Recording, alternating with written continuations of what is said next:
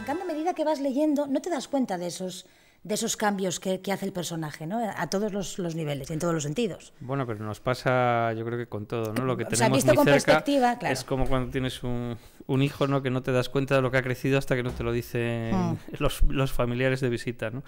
Pero bueno, es un poco lo lógico, ¿no? Si tenemos en cuenta que entonces hablamos de una España pues muy gris, muy cerrada, y en una Alemania que era un mundo casi muy parecido al de ahora, ¿no?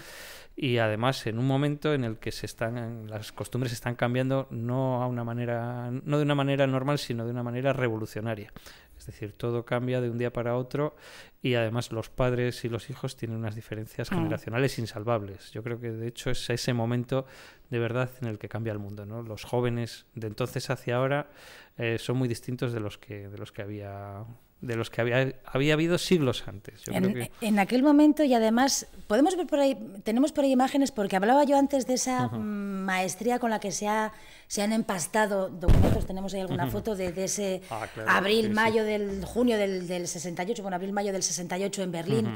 Y insisto, hablaba yo de cómo has conseguido empastar realidad con ficción, pero lo cierto es que la realidad es precisamente esa, ¿no? Que se produjeron unos conflictos y unos problemas en la calle, principalmente por movimientos estudiantiles. Sí, que fueron quienes llevaron un poquitín la bandera. Sí, lo que nos ha quedado, mira, ahí sale Rudi Dutschke, que luego hablaremos de él con más detenimiento. Nos han quedado, bueno, pues esas escenas violentas que, pues por desgracia, es lo que más llama la atención a los medios. Sin embargo, antes de esto ha habido un montón de movimientos, no tanto de protesta, sino de movimientos muy imaginativos con los que los jóvenes mostraban su descontento con un mundo que estaba en exceso dominado por la economía. No sé si te suena con alguna similitud con otros tiempos. Paralelismo, sí, bueno. Sí, y en el que reclamaban, bueno, pues un mayor respeto por las personas,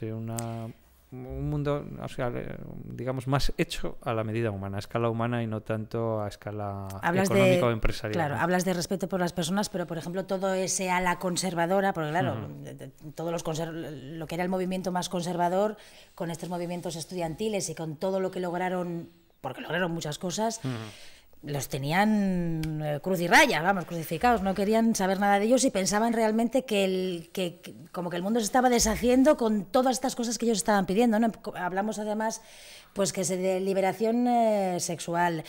De hecho, no sé en qué año comenzó a expenderse la píldora, que ya se podía tomar. Sí, es en esa época, sí. No el no respeto por los mayores, sino no por el orden establecido. Claro, todo ese ala conservadora claro, eso lo llevaba fatal. Por eso te decía que cambia el mundo, ¿no? Si te fijas, la gente mayor... Es esa diferencia generacional de la que hablabas gente muy antes, mayor, ¿no? Bueno, ahora mismo están años luz de nosotros, pero si te fijas, nuestros abuelos a sus padres no le decían papá, no le decían padre. Y les trataban de usted. Y a los maestros, vamos, un maestro te podía pegar en clase, te podía insultar, ridiculizar, había una relación no ya de respeto, sino incluso casi militar entre unos y otros.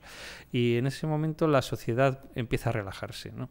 Empiezan a desaparecer esas diferencias interclase y esa jerarquía a ultranza que tanto gustaba entonces, y empiezan a establecerse otro tipo de relaciones personales. Claro, a la gente que en aquel momento estaba en el lado bueno de la balanza no le gusta nada. No hizo ni pizca de gracia, normal. Pues imagínate nuestros abuelos de la época, cuando las abuelas les decían que fregaran los platos ellos, ¿no? Pues obviamente. Qué risa, claro, fíjate. Claro. Veíamos ahí una foto de Rudi Dutschke, que fue realmente yo no sé si decir el líder, pero sí el más conocido, de quien más se habló de ese movimiento, si se le puede llamar así, ¿no? Claro. Que además era un tío súper joven. Hombre, en las fotos parece un poco más mayor de lo que realmente era, porque era un tío de apenas 30 y pico años. Sí, o menos incluso, yo creo, sí. Sí, era jovencín. Pero una persona que logró hacer que se creara o que logró formar todo un movimiento en la propia Alemania y hacer además que miles de personas le siguieran, ¿no? Fue algo increíble, además en el contexto económico, político y social del momento, algo increíble. Pues sí, figúrate que sin tener nada a favor, porque en aquel momento, claro, todos los poderes estaban pues igual que ahora, ¿no? El poder político, el poder de la prensa en manos de los dueños de los medios, etcétera. Y esto se trataba de estudiantes que no estaban a gusto, que querían cambiar el mundo, pero que tenían a su favor, que eran muchos, y que había cierta comunicación entre ellos, ¿no? Dutschke era un jovencito que en Alemania había nacido en la Alemania comunista y no le gustaba nada el sistema estricto de la dictadura que había en la Alemania. Tenemos por ahí del fotos este. de Rudi Dutschke. Compañeros, por favor, si nos las podéis poner, para quien esté un poquitillo despistado, ahí le vemos. Bueno, pues Dutschke acabó incluso expulsado de la Alemania comunista por revoltoso. Sus teorías no eran, aunque todo el mundo pensaba que estos jóvenes eran comunistas y pedían una revolución al estilo soviético, no eran comunistas. Pero tenía un poquitito como una mezcla de varios... Sí, básicamente de lo que se trataba es de acabar con la autoridad, o al menos con la autoridad sin sentido. Es decir, más que la fuerza, que imperase el diálogo y la razón, ¿no? Este movimiento se llamaba antiautoritarismo. Y decidieron que en su fórmula o su mecanismo para llegar a mejorar la sociedad no eran los partidos políticos, que les parecían poco operativos y además cargados de intereses económicos, etcétera. O sea, como ahora me estás diciendo, ¿no? Pues hombre, yo creo que mucho no hemos mejorado, por desgracia. Y entonces lo que decidieron fue empezar un movimiento que llamaron la oposición extraparlamentaria. Es decir, el pueblo, la gente, los ciudadanos, los que realmente deberíamos ejercer el gobierno en una democracia, organizados fuera del Parlamento y reclamando cosas, bueno, pues un poquito lo que hemos visto aquí que se hizo con aquella iniciativa popular pidiendo que se suprimiera o que se acabase con los desahucios, pues algo así, pero llevado de un modo mucho más organizado.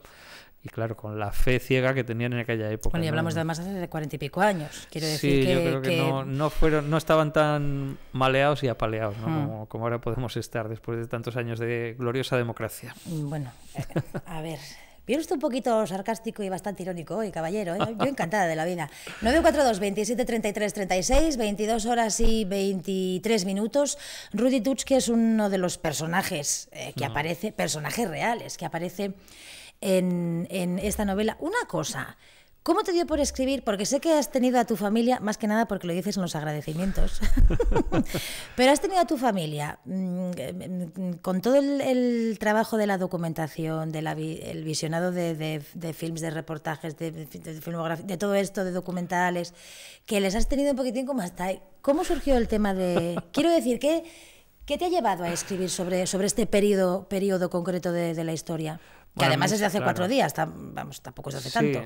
Hombre, no es que a mí me interesara exactamente la historia, sino que... ¿Por qué ese periodo en concreto? Claro, lo que me interesa es el afán por mejorar el mundo, las ganas de cambiar el mundo, el entender el por qué la gente pide esa revolución, entre comillas. No se trata de una revolución violenta, o sea, aquí nadie habla de matar a nadie ni nada parecido, sino de una sociedad que no nos gusta, de un sistema político, económico que no va bien y de gente cargada de esperanza y que intenta modificarlo, ¿no? Hace muy poquito también hemos visto en España que pasaba exactamente igual, es decir, que han transcurrido 40 años y aunque muchas cosas han cambiado, en lo esencial seguimos con los mismos problemas de hace mucho tiempo, ¿no? Pero porque la base es la misma. Claro, estamos en las mismas y poco a poco van mejorando, pero yo creo que sigue un poco por ahí. Y luego, bueno, yo tenía cierta fascinación por este personaje, por Rudi Dutschke, y también un poco por estos movimientos del 68. Ten en cuenta que yo soy de la generación de los que nacimos en los 70, creo que nos decían los del pollo frito, ¿no? Los abuelos. Y nosotros, el mundo se nos acababa casi en la movida madrileña y el rock, etcétera. Y veíamos un poco a esta gente como rara, ¿no? Todo lo que era compromiso político, etcétera, nos parecía, cuando yo era chaval, algo de otro mundo, ¿no? Pero, y yo creo que esa factura la estamos pagando. ¿Era por miedo, crees tú? ¿Por miedo a soltar un poco las cadenas y decir, vamos a ver, que... Por miedo también a pensar, buah, es que hace 4 días estábamos en un régimen totalmente diferente al que estamos ahora, o bueno, todavía no, pero vamos, ¿era por miedo eso a la libertad? ¿Miedo a tener más, no más libertad, sino libertad? Yo creo que simplemente ¿Miedo a no saber cómo reaccionar? No, es que era más divertido, ¿no? también el compromiso, la lucha política que llevaba esta gente tenía que ser agotador, ¿no? E incluso, bueno, fíjate las películas que hacían explicando sus curiosísimas ideologías y todo ese jaleo que tenían en los debates, etcétera. Sí. No sé, hay que entregarse en cuerpo y alma a eso. Yo creo que era mucho más divertido. Era muchísimo más divertido lo que hacíamos en los 80, ¿no? Sin embargo, claro, nos hemos dejado de lado esa parte común que es la política y la hemos dejado en manos de los profesionales y al final, bueno, pues lo estamos pagando, ¿no?